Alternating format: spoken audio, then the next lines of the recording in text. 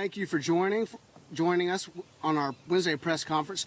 We are down here at beautiful McDowell Nature Preserve on the banks of Lake Wylie. With Memorial Day weekend approaching, we want to go over some safety tips on how you can enjoy the weekend safely on the water as well as the streets. We are first going to hear from Officer Stanley Joy of our Still Creek Division Boat Unit, who's going to go over tips for safety on the water. Officer Joy. Thank you, Lieutenant. I'm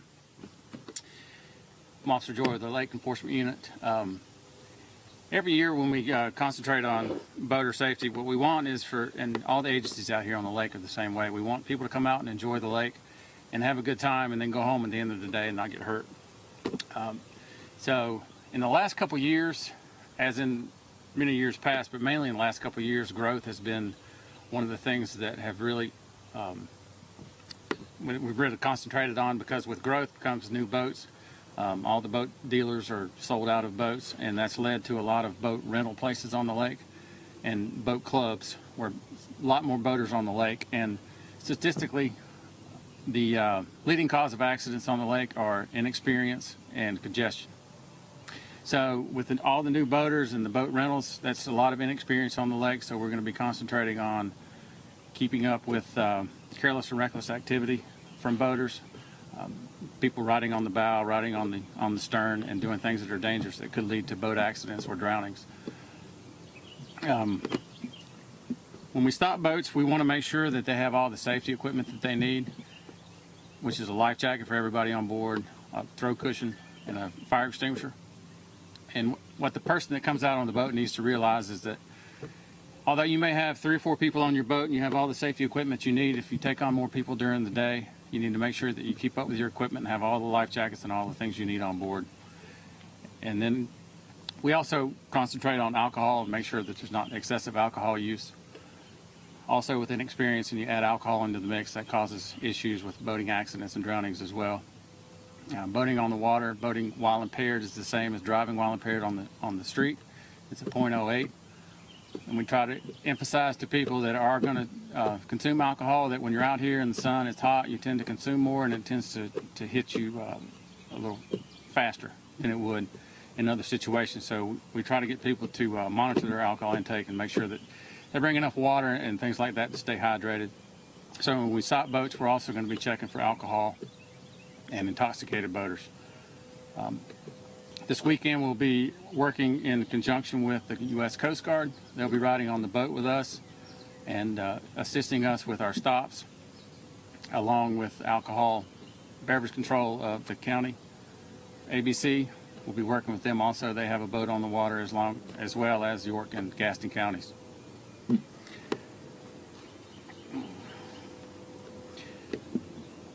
One of the other things we look for as far as life jackets go are children with life jackets. In North Carolina, anybody 12 and under has to have a life jacket on at all times, which is very important because, as you know, children can run around on the boat, and if they don't have a life jacket on, they might go missing, and then we've got a real problem.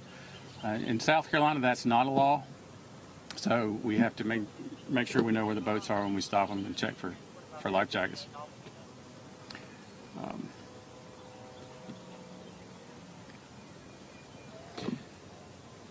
And that's about it, unless you have any questions about the new boat. We got the new boat 2 years ago to replace an old boat that was 24 years old. And we replaced it with this boat after a lot of research, and hopefully it'll last us 30 years. So is it more efficient to operate than the previous craft? Yes. The previous craft was powered by a different type of motor, whereas this one has outboard motors. It's more conducive to the stresses we put on it. It's more fuel efficient, and it's just all around a much better boat to operate off. Of course, the other one we're comparing it to was the 1995 model, so this is all around much better. How many patrols do you guys think you're going to have out this weekend? We will be here, just our unit, Friday, Saturday, Sunday, Monday, up until at least midnight on most nights. We will have the Coast Guard with us. County ABC will be operating a boat, as will York County, Gaston County, and state and North Carolina wildlife agencies. What kinds of reasons would you be stopping a boater?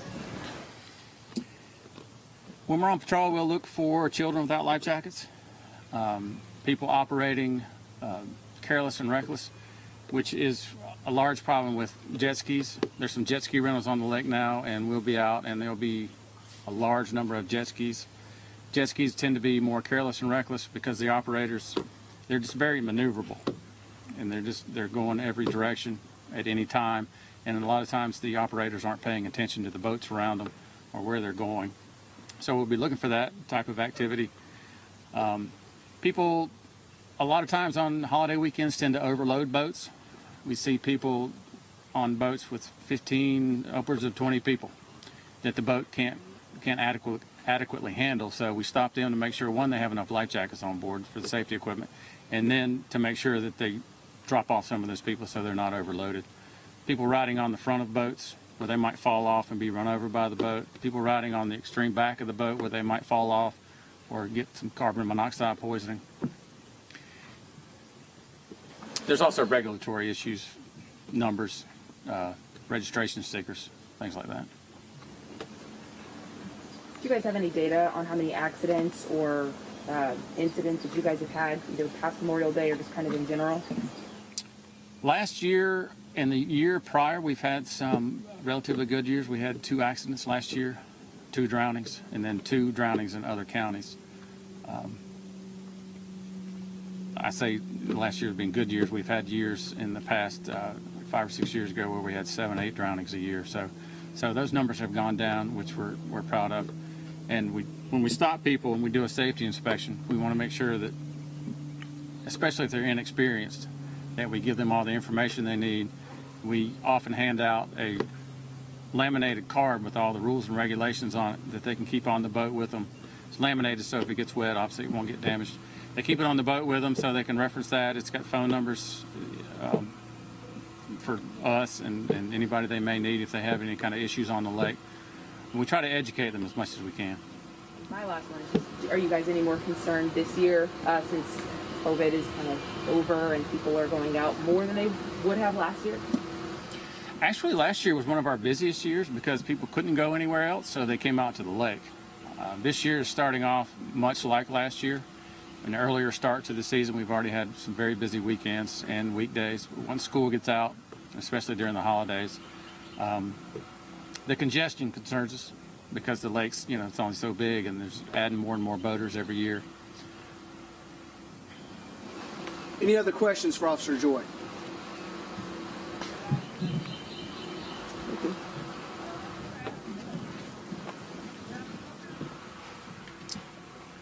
All right, we're going to shift gears and go to safety on the roadways for this weekend. Here with us from the Charlotte-Mecklenburg Police Department DWI Task Force is Officer Chuck Jameson. Sir? Thank you, Lieutenant. I'm Officer Chuck Jameson with the Charlotte-Mecklenburg DWI Task Force. This is a small unit that specializes in impaired driving. We also do a lot of instruction, teaching other officers on how to detect and arrest impaired drivers. With the Memorial Day weekend coming up, this is traditionally a time for friends and family to get together and celebrate with picnics, bonfires, around pools and on the lakes. But traditionally, it is also a very busy time for us on this weekend. We find that we're working longer hours, arresting more impaired drivers, and working more fatal crashes during this weekend than regular times during the year. Impaired driving is a leading cause of fatal car wrecks across the country. To date this year, our fatal wrecks in Mecklenburg County are down, but unfortunately, our fatal wrecks due to impaired drivers are actually up. Driving while impaired is a completely preventable crime. It's something that you as an individual can prevent. The way to do this is, if you're going to consume alcohol before driving, is to have a plan. Rideshare is a wonderful thing. Rideshare helps out a lot by giving people an alternative to driving home impaired. But there are other options. You can always call a cab, the traditional way, or very least, call a friend. Or better yet, if you're with friends and family, just stay where you're at. As I said, driving while impaired is a preventable crime, but it's up to the motoring public to help us prevent it by making good decisions and having a plan. Not as long as the first one, but if you all have any questions about it, I'll be happy to take them. Yeah, what are you guys going to be doing this weekend that's maybe different than normal to criminals? Unfortunately, we are not doing anything other than normal. We will be on the roads every night between 6 and 4 a.m. looking for impaired drivers. That's my unit that's going to be doing that.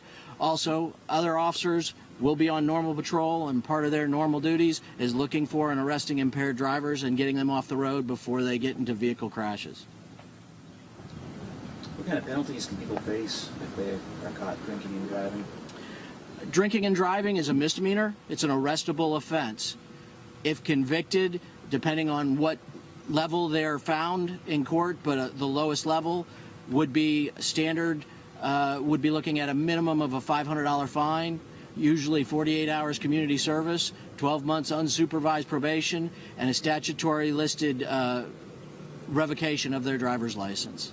Immediately upon being arrested, if they have a blood alcohol concentration of 0.08 or more, they're going to lose their license for a minimum of 30 days. And they could lose it for a longer period of time after they are seen by a judge. Do you know if Memorial Day is any more, any bigger of a presence of this happening than the other holidays? Is this like kind of first summer holiday, or is it just kind of on par with the other holidays? It's on par with the other holidays. Usually around any holiday where alcohol is involved, which is anytime family and friends seem to get together, we see an increase in impaired driving and usually see an increase in fatal wrecks. And then do you have any numbers on those fatal wrecks? You said that fatal wrecks with that are impaired. Last year to date, we had 9 impaired driving fatal wrecks. This year to date, confirmed we have 10 impaired fatal wrecks. So 9 for the year last year. That was no, for year to date. Okay. Got it. Any other questions for Officer Jameson? Thank you, sir. Thank you.